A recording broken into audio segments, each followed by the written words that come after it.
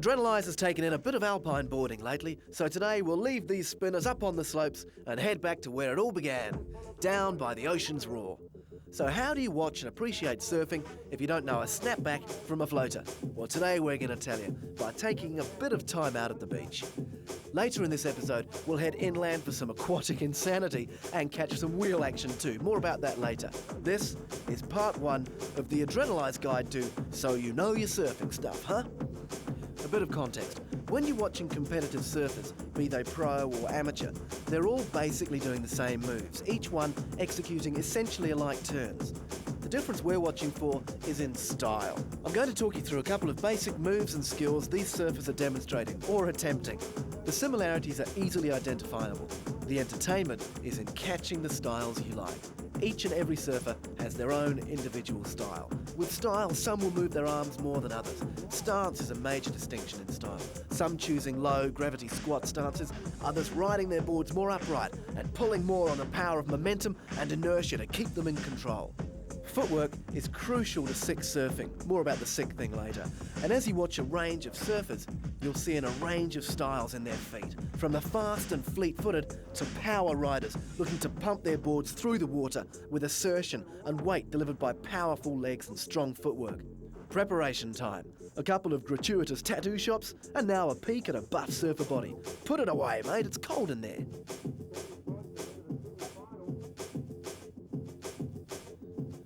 Before heading in, it's crucial to notice the nature of the break, where and how often the best waves are coming in. Then get on your board and ride.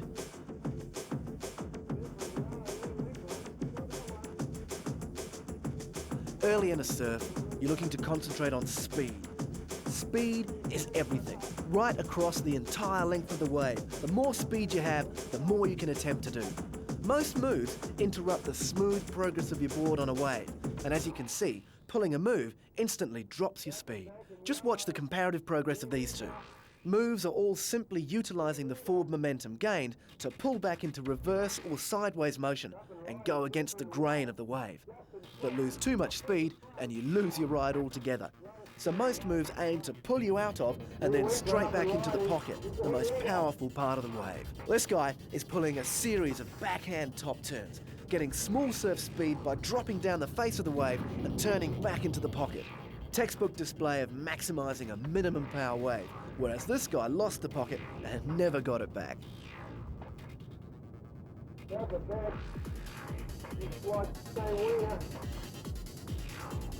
Catching each wave, surfers look to paddle in from the peak of the wave. As they stand up, they're wanting to drop right down the wave's face, giving them the pace to cut back the favourite move.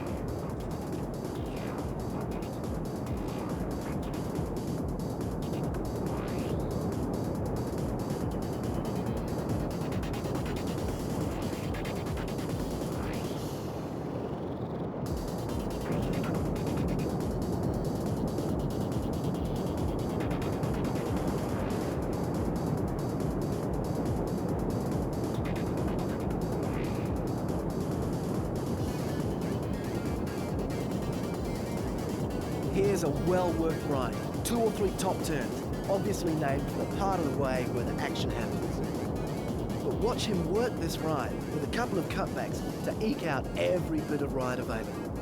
Great example of hard work in small surf.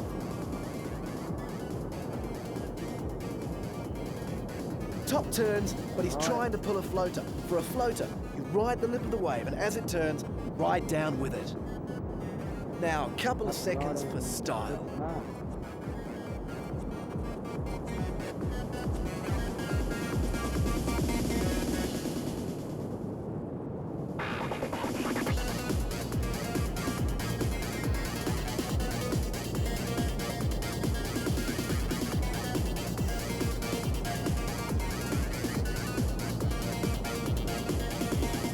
And it's the debut of our new camera. In-water river action coming up. And we've got a few friends dropping in. And they've brought some toys. I know it doesn't look like we're near a body surfable break, and that's because we're not. We're going river surfing on an icy, cool, crisp South Island, New Zealand river.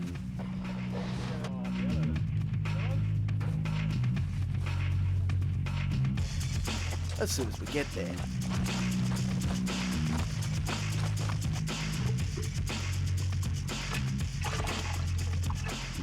join the current, cling on and ride it. Helmets may look like a bit of overkill for gentle waters like these, but just wait and see. The river's eddies and flows take the control away from river surfers, and our only aim is to try and turn upstream, kicking as fast and hard as possible to try and surf the ever-present wave set up by an obstructed and sometimes angry current.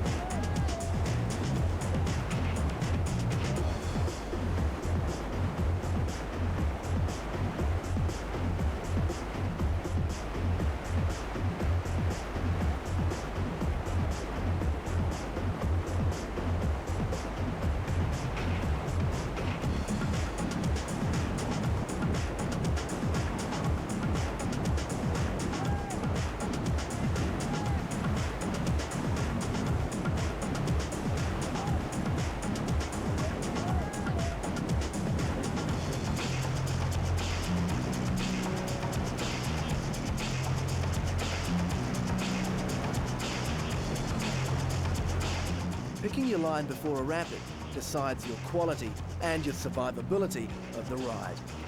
Paddle while you can, because once the waves are on you, it's hard enough to pick the time to breathe. Now here's how that little stretch of water looks from the inside. Take a big breath and good luck. Don't worry about bashing into your neighbours, they soon get tossed away.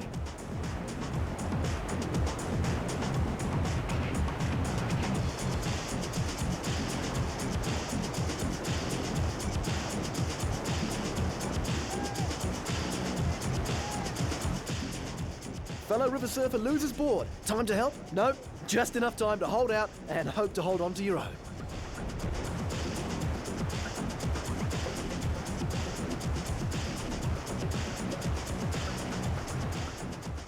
We're almost through and it looks like the whole team's made it. Rock! Look out for the rock! You can't see it, but our cameraman was kicking like a crying infant, and with about as much effective outcome too. All idiots accounted for? Then let's surf a little more, shall we?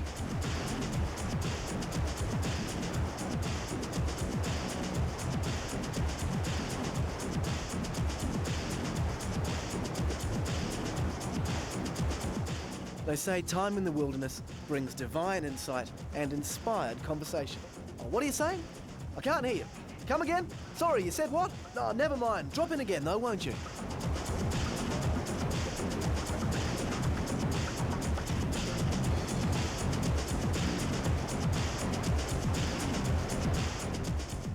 River surfing was inspired by a French river rafter who enjoyed his rides out of the raft more than his intended time spent in it.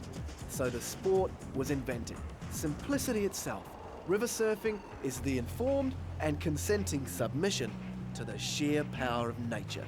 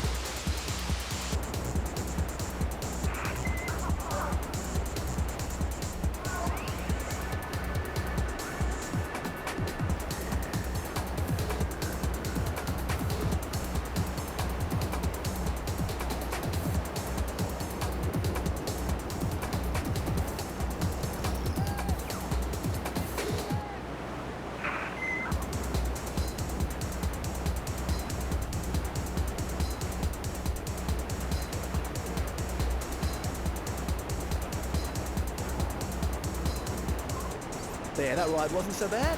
Or was it? Take a look for yourself. When the river narrows, the large boulders and ravine faces set up wild currents that create standing waves. Nirvana for river surfing. An exhilarating ride, but also the danger point. The swirling countercurrents can trap a body into a rock wall, and unable to move out, the only safe line down water like this is away from the rock wall and into the big, rough white stuff.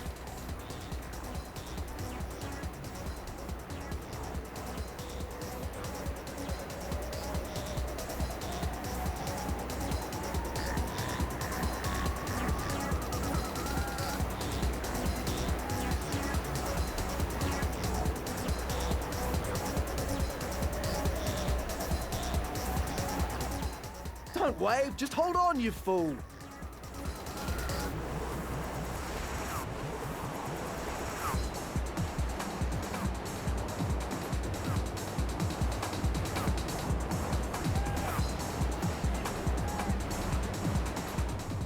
And after the adrenaline calms, river surfing rewards its dedicated doers with moments in quiet coves, inaccessible by any other route. Unless, of course, you're a specialist for mountain driving conditions. While we're up here and seeing as the conditions are right, let's see some of the moves taken from surfers and put onto snowboards. So it's a wave, a big wave, a wave a couple of 1,000 meters high, and you have the chance to hit the lip line and drop down the face. Well, why not?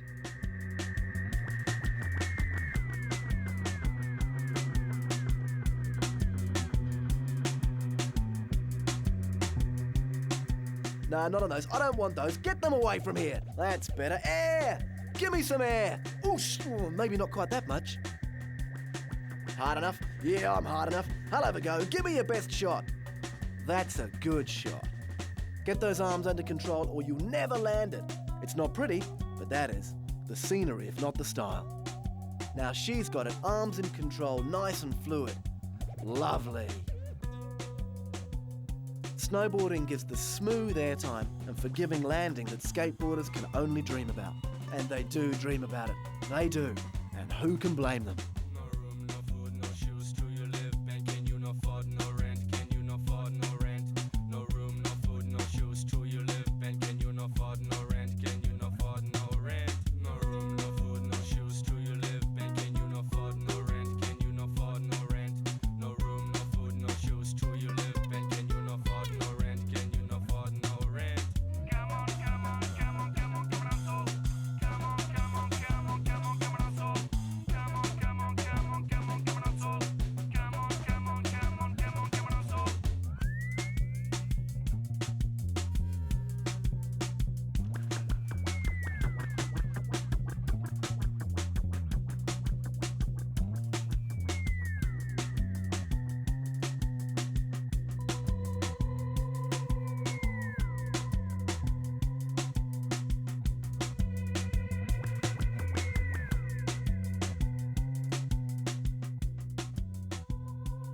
It doesn't take a huge leap to see the similarities between the city skateboard bowl and the snow-clad snowboard fields.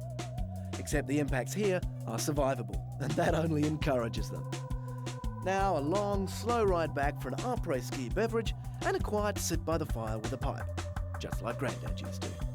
Different pipe. Back at the beach, and remember, we're looking for style. Too far in front of the pocket, and it's not going to happen on this wave, buddy. Look for the moment he grabs the rail of his board. This buries the side of the board into the wave, drawing on all its resistance, ready to free up some speed for a couple more moves.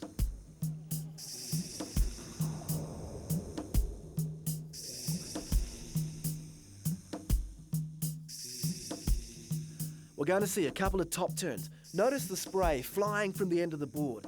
That kind of spray signifies a neatly pulled snapback.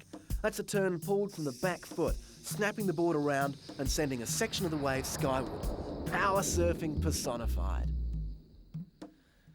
When a surfer loses the pocket of the wave, snap turns aren't possible and it's back into cutbacks, looking to pick up on the zone and trim up the wave face again, if you're lucky enough to suck out the speed you're needing. Now he's trying to pull off some floaters, riding down with the lip of the wave, But if your timing's off, hell, try something else and make it look like you planned the switch all along.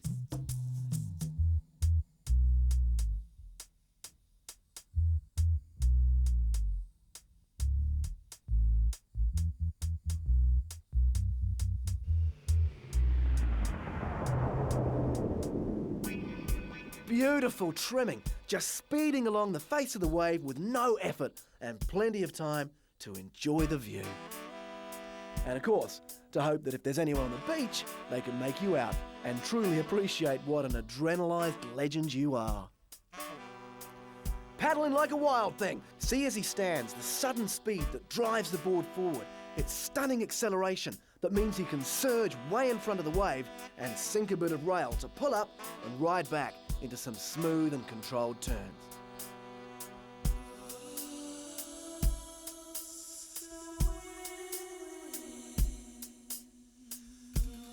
There are few things more beautiful than a calm, steady, rolling break, kissing past a point and coming in for a salty surf embrace.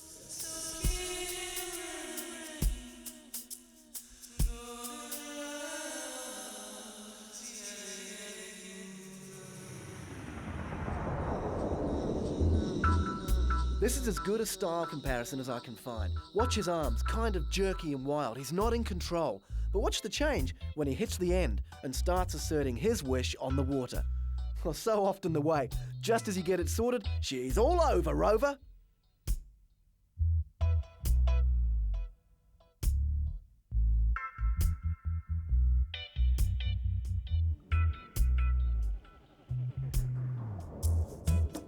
Trimming again, just look at the speed. Lets him bury that rail, sinking the side of his board right into the wave, slowing his pace to match the wave's progression. And that's the options picking the pocket gives you. Pace or pedestrian. Pick it and you can choose.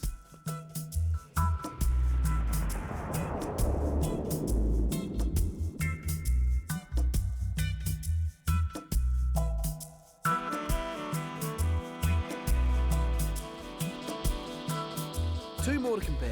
In example number one, just look. See the upper body flexion and rotation. So much twist in his torso, he over-rotates, and yet has such upper body balance and control, he sticks a hand into the wave to steady himself, corrects, and continues. Okay, item number two. Maybe it's something to do with the waistline, but attempting and pulling similar moves and turns, here there's almost no upper body twist at all. It's all switching the weight and impact from front foot to back foot, with only the slightest of bends in his torso. Surfing is about style, and you can develop your own opinion on who's the better, and it's nothing if not subjective. I like Reddy, but you might love Big Yella. Okay, nice cutback. He can do it. Chin almost in the water. Maybe it's a style draw. We'll need to see some more in a minute.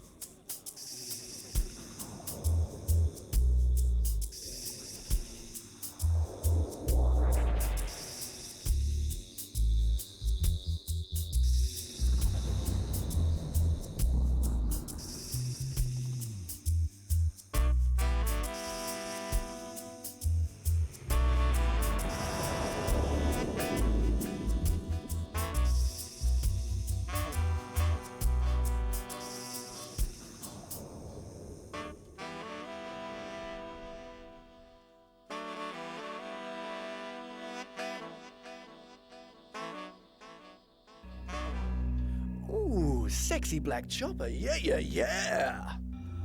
In the middle of the frame of this bike is a shock absorber that can suck in 16 centimetres of sudden impact, and they're gonna need every millimetre. Once the spring thaw sets, the unforgiving slopes are open to business again, but a new form of mountain adventure, alpine mountain biking. By the time we've ridden the 16-kilometre track down, we'll have covered 4 distinct surfaces: snow, scree, rock, and packed earth trail. Snow's nothing, but gloves are recommended. The scree is best taken with genuine caution and is probably the major danger. We're riding mostly on tussocked rock, but sudden scree can be a serious undoing. Braking doesn't always work, as scree often simply slides with you, and the only way to stop is to fall. Of course, you can fall away from the scree too if you like. Blame the chopper, blame the chopper! And if you think the camera jiggle is uncomfortable, imagine how the pelvic bone would handle it.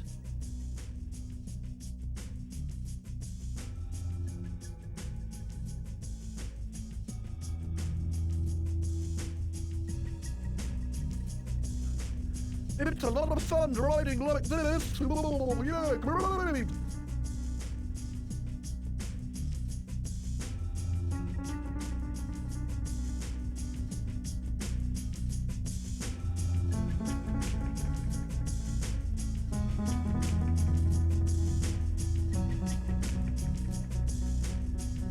Aha! A steep descent on a partial scree slope. Whee! Oh my god, it goes on! And there's not a huge margin for error.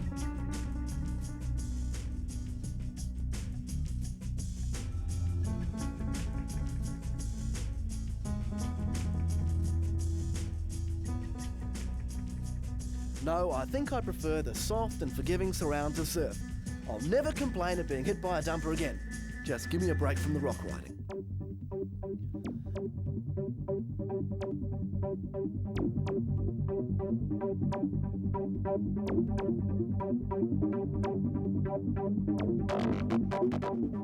Last stage in the Adrenalize, so you know your surfing stuff, huh? That's a dismount, graceful, wasn't it? Paddle and up, and he's trimming his way into 2 backhand cutbacks, and then we'll finish it off with a timeless floater. Enjoy. Cut back. And another cutback. Let's finish it off with a floater. Beautiful. Reddy's back. See how he sinks the side of his board into the wave, burying the rail. And now a tail slide. We'll have to find another. Like a top turn, a tail slide happens right at the peak of the wave. Head up there, pull a turn, and see the board slide, literally skidding down the wave with only the back or tail of the board affording any control. There. And another one. Just look at these slides. They're all over the place. Love it. And a floater my mum would have been proud of. Oh, she was quite a surfer, my mum. Slide, grabs a rail and corrects. Oh man, I never want to surf the same break as that dude. He is sick. Which, by the way, is a compliment. Sick is good, very good. Exquisite even in dexterity and mastery of moves and switches. Sick, sick, sick indeed. Time for a tube before we go? Oh, I don't think it's going to happen. That's it for this episode of Adrenalize. Join us next time, because I don't think he's going to make it.